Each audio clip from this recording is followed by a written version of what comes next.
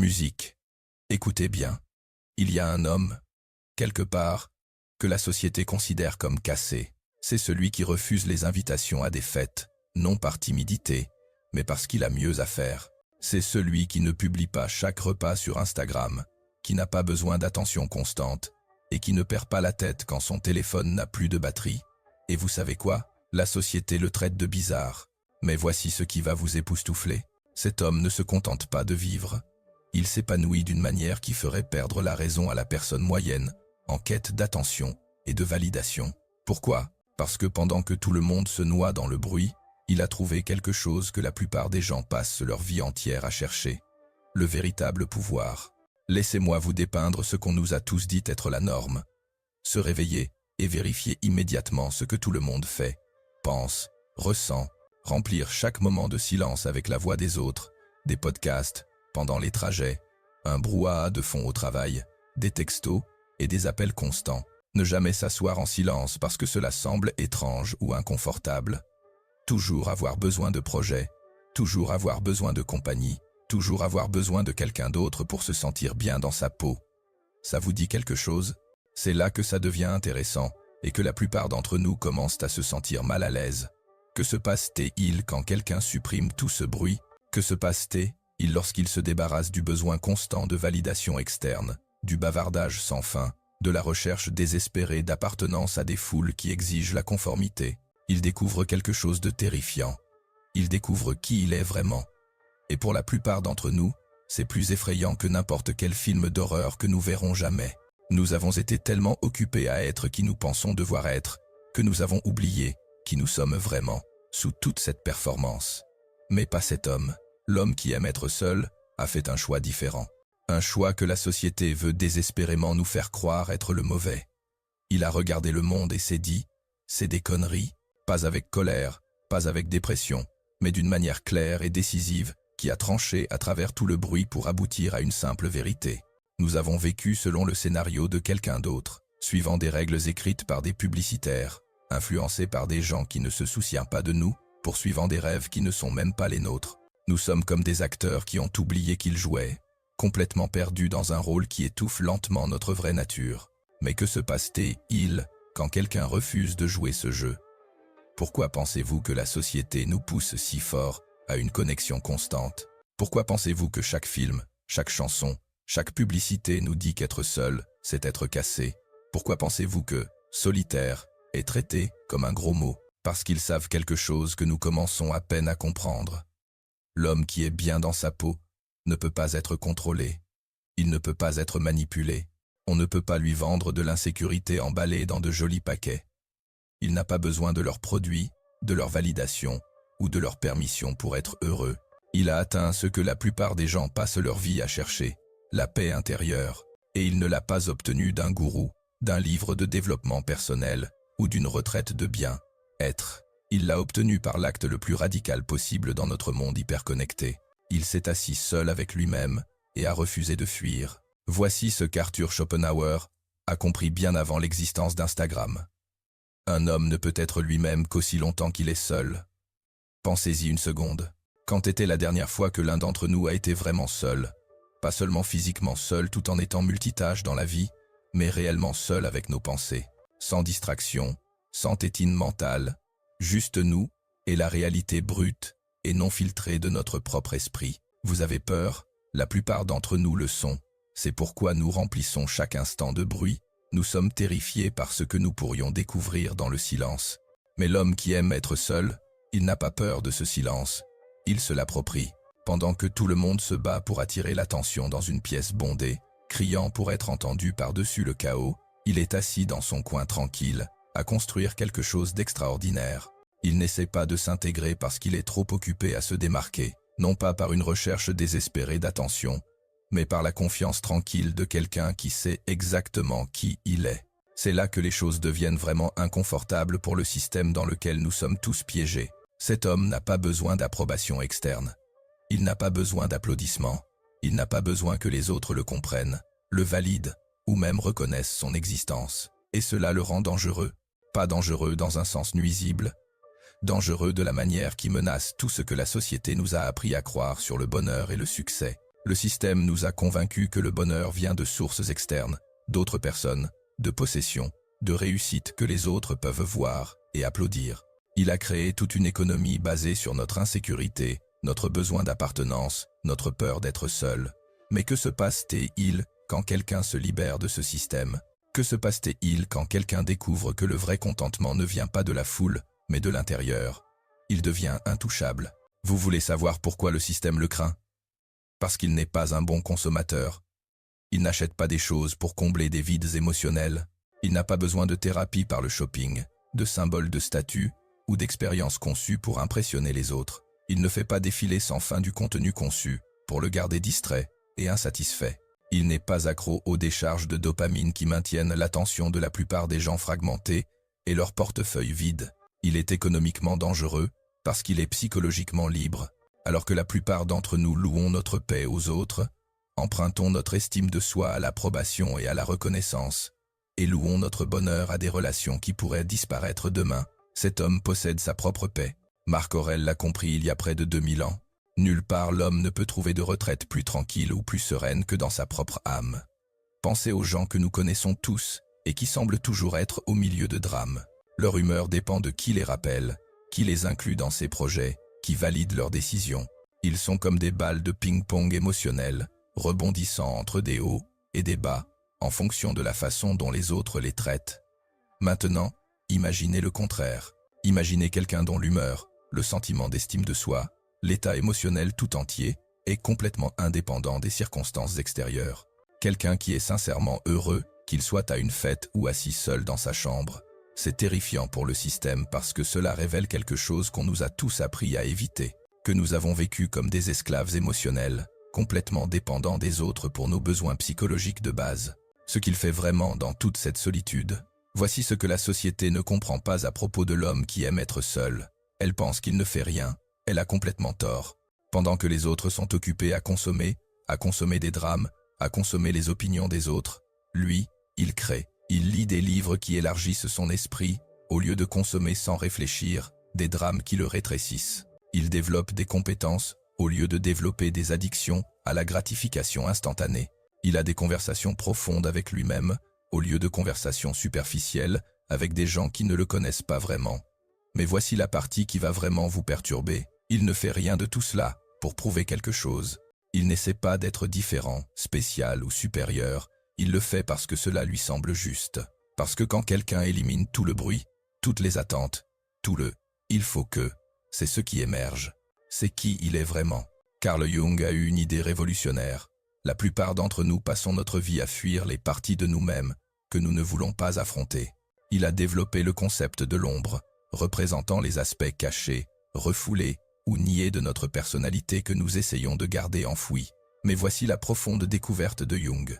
Ceux qui affrontent et intègrent réellement ces parties cachées d'eux-mêmes, qui s'assoient seuls avec toutes leurs contradictions, leurs peurs et leurs imperfections, deviennent psychologiquement complets. Jung a appelé ce processus l'individuation, devenir qui vous êtes vraiment plutôt que qui vous pensez devoir être. Pendant que la plupart d'entre nous projetons nos peurs sur les autres, blâmons le monde pour nos problèmes, ou noyons nos insécurités dans le bruit et la distraction, l'homme qui aime être seul fait quelque chose de bien plus courageux. Il se regarde dans le miroir, pas le miroir avec un filtre Instagram qui nous montre ce que nous voulons voir, le vrai miroir qui montre tout, le bon, le mauvais, le laid, et tout ce qu'il y a entre les deux. Et au lieu de fuir ce qu'il voit, il devient ami avec. C'est ce qui le rend dangereux, de la meilleure façon possible. Alors que les autres sont fragmentés, une partie d'eux cachée, une partie fausse, une partie désespérée d'approbation, lui est intégrée. Il est entier, il est vrai. Et ce genre d'authenticité est magnétique, le facteur nature. Trouver son pourquoi. Friedrich Nietzsche a lâché cette bombe. Celui qui a un pourquoi pour vivre peut supporter presque n'importe quel comment. La plupart d'entre nous vivons à l'envers. Nous sommes tellement concentrés sur le comment. Comment obtenir plus de reconnaissance? Comment s'intégrer? Comment éviter d'être seul? Que nous ne découvrons jamais notre pourquoi. Mais la solitude force quelqu'un à affronter les grandes questions. Quand il élimine toutes les distractions, tout le bruit extérieur, il ne reste que la question la plus importante de toutes. Qu'est-ce qui compte vraiment pour lui? Pas ce que ses parents pensent qui devrait compter. Pas ce que la société dit qui devrait compter, pas ce qui obtient le plus d'approbation ou de reconnaissance. Ce qui compte réellement, sincèrement, profondément pour lui. L'homme qui aime être seul a répondu à cette question. Et une fois que quelqu'un connaît son pourquoi, une fois qu'il a découvert ce qui le motive vraiment de l'intérieur, tout le reste devient un bruit de fond. C'est à ce moment-là qu'il devient dangereux, parce qu'il n'est plus contrôlé par la foule, il est libre. Voici ce qui se passe. Pendant que tout le monde met sa vie en scène sur les réseaux sociaux, cet homme construit quelque chose de réel. Mais que construit-il? Il construit une force mentale, alors que d'autres affaiblissent leur capacité d'attention avec une stimulation constante. Il renforce sa capacité à se concentrer profondément sur ce qui compte. Il construit une résilience émotionnelle. Alors que d'autres deviennent plus fragiles, plus dépendants de la validation externe, il devient plus stable, plus autonome. Il construit des relations authentiques, pas des centaines de connexions superficielles, mais quelques-unes, profondes, avec des gens qui le connaissent et l'apprécient vraiment pour qui il est. Il construit des compétences, de vraies compétences. Des compétences qui viennent d'une pratique profonde. Mais voici la partie qui va vraiment vous époustoufler. Il construit tout cela sans avoir besoin d'en parler à qui que ce soit. Il ne publie pas de mise à jour sur ses progrès, ne cherche pas les applaudissements, ne pêche pas les compliments. Il se contente de construire. Et quand le monde voit enfin ce qu'il a créé, dans son travail, dans son caractère, dans la confiance tranquille qu'il dégage, les gens sont choqués. D'où cela vient-il? Comment est-il devenu si bon à ça? Quand est-il devenu si solide? La réponse est simple. Pendant que les autres se donnaient en spectacle, lui s'entraînait. La plupart d'entre nous sommes des esclaves, et nous ne le savons même pas. Nous pensons être libres parce que nous pouvons choisir entre différentes façons de rester occupés, différentes formes de divertissement à consommer, différentes manières de nous distraire du vide grandissant à l'intérieur de nous. Mais l'homme qui aime être seul, il a compris que la vraie liberté ne vient pas d'avoir plus de choix. Elle vient d'en avoir besoin de moins. Il n'a pas besoin d'être diverti à chaque instant, car il a appris à trouver de la joie dans les choses simples. Il n'a pas besoin de validation constante, car il a appris à se valider lui-même. Il n'a pas besoin d'échapper à ses pensées, car il a fait la paix avec elles. C'est ça, la vraie liberté. Et ça terrifie une société qui profite de notre esclavage. Maintenant, je sais ce que certains d'entre nous pensent, mais qu'en est-il des liens, de l'amour, de la communauté? Ce sont de bonnes questions, mais voici ce que nous manquons peu, être. L'homme qui aime être seul n'est pas contre les liens. Il est contre les faux liens. Il n'est pas asocial. Il est anti-connerie. Il préfère avoir une seule vraie conversation plutôt que 100 conversations superficielles. Il préfère avoir une seule personne qui le connaît vraiment plutôt qu'un millier de connaissances qui ne connaissent que son image publique. La qualité plutôt que la quantité n'est pas juste un dicton pour lui. C'est un mode de vie. Et voici la vérité vraiment inconfortable. Ces relations sont probablement plus profondes et plus significatives que la plupart des autres, parce qu'il s'y engage entièrement, pas la version fragmentée, en quête d'approbation, performante de lui-même, que beaucoup d'entre nous apportent dans les relations. Il apporte le vrai lui. Voici le paradoxe qui va vous époustoufler. L'homme qui a le moins besoin de relations a souvent les meilleures. Pourquoi? Parce qu'il n'apporte pas de dépendance affective sur la table. Il n'essaie pas d'extraire de la validation, de la sécurité ou une identité des autres. Il ne joue pas un rôle pour garder les autres intéressés. Il apporte son être entier, complet, aux relations, non pas parce qu'il en a besoin, mais parce qu'il le choisit. Et le choix est infiniment plus puissant que le besoin. Quand quelqu'un passe du temps avec lui, il sait que c'est authentique. Quand il tient à quelqu'un, il sait que c'est réel. Quand il s'engage dans quelque chose, il sait que c'est solide. Il est dangereux pour l'industrie des rencontres, l'industrie des conseils relationnels. Toute l'économie construite autour des insécurités amoureuses des gens. Les vrais leaders ne se font pas dans les salles de conseil. Ils se forgent dans la solitude. Parce que le leadership ne consiste pas à contrôler les autres. Il s'agit de se maîtriser soi-même. Il s'agit d'être si centré, si clair, si inébranlable, que les autres veulent naturellement vous suivre. L'homme qui aime la solitude a passé des années à développer la qualité de leadership la plus importante, la connaissance de soi. Il connaît ses forces, ses faiblesses, ses motivations, ses peurs. Et quand quelqu'un se connaît aussi profondément, il devient incroyablement efficace dans tout ce qu'il fait. Chaque grande tradition spirituelle a connu ce secret. Le chemin vers l'illumination passe par la solitude. Bouddha l'a trouvé sous un arbre, seul. Jésus l'a trouvé dans le désert, seul. Mahomet l'a trouvé dans une grotte, seul. non pas parce qu'ils étaient asociaux, mais parce que la vérité ne peut être trouvée que dans le silence. L'homme qui aime la solitude n'est pas nécessairement religieux. Il est spirituellement dangereux parce qu'il a trouvé Dieu, ou la paix, ou la vérité, ou peu importe comment vous voulez l'appeler, et il n'a pas eu besoin d'une institution pour y parvenir. Voici quelque chose dont personne ne parle. La solitude change votre corps. Quand vous arrêtez de vivre dans un stress constant à propos de ce que les autres pensent, votre système nerveux se détend. Quand vous arrêtez d'inonder votre système avec le chaos de l'interaction sociale constante, votre énergie revient. Vous dormez mieux parce que vous ne repassez pas les interactions sociales dans votre tête. Vous mangez mieux parce que vous écoutez votre corps au lieu de manger socialement. Vous bougez mieux parce que vous êtes connecté à vous-même. Il ne s'épanouit pas seulement mentalement, il est physiquement optimisé. Voici à quoi tout cela se résume.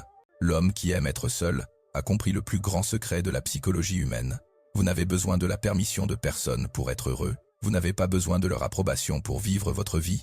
Vous n'avez pas besoin de leur compréhension pour faire des choix qui vous semblent justes.